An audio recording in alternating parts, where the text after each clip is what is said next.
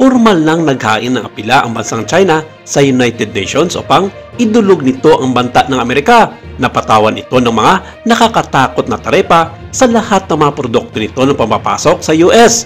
Isang malaking dagok ito pag nagkataon dahil maapektuhan nito ang halos lahat ng mga kilalang brand ng China sa kanilang mga in-export hindi lamang sa Amerika kundi maging sa lahat ng mga bansang may produkto ng mga Chino. Bago pa man ito sa batas ng United Nations upang maratipikahan at kontrahin ang kagustuhan ng Amerika, maaari lamang kumuha ng suporta ang China sa lahat ng mga bansa kasapi ng nasabing organisasyon. Kailangan nitong kumuha ng 60% vote mula sa 175 bansa sa buong mundo na kasapi ng United Nations.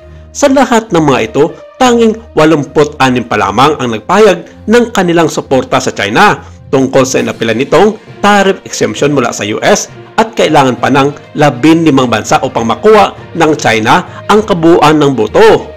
Mangilan-ngilang pa lamang sa mga natitirang 77 bansa ang nagdadalawang isip kung magbibigay sila ng kanilang suporta at pagboto sa bandang China at ang mga natira ay formal lang naghayag na walang makukuhang suporta dito ang mga Chino.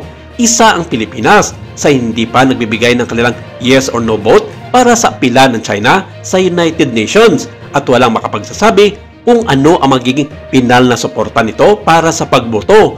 Sa naging payag na kalang state media na CGTN at SMP, humihingi ng suporta ang China sa kapitbahay nitong Indonesia at ng Pilipinas tungkol sa hinaing nito sa United Nations custom duties on merchandise export dahil sobrang mahalaga sa kanila ang yes vote ng dalawang bansa para makamit ang minimiti nito kontra US. Inihayag ni Mao-Ning na sa mga oras ng kagipitan, lalong-lalo na sa magkakapitbahay sa Asia, ay maaaring isantabi muna nito ang mga hindi pagkakaunawaan, lalong-lalo na ang mga sigalot sa West Philippine Sea. Dapat daw unawain muna ng bawat isa ang mga problema ng bawat isa sa mga miyembro at magkakapitbahay sa Asia at huwag magpadikta sa mga kanluraning bansa tulad na lamang ng Amerika dahil walang ibang tutulong sa bawat bansa sa Asia kundi ang China lamang. Wala pang naging payag ang Pilipinas, partikular ang Department of Foreign Affairs tungkol sa naging payag nito ng bansang China.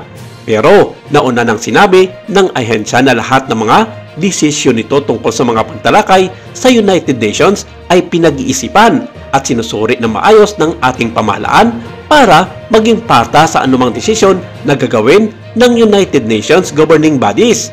Nauna nang sinabi ng bagong halal na Pangulo ng Estados Unidos na si President Donald Trump na seryoso ang kanyang administrasyon na patawan ang China ng 100% tariff sa lahat ng mga produkto nito na papapasok sa Amerika. Ito ay para pangalagaan ang lahat ng mga consumers nito.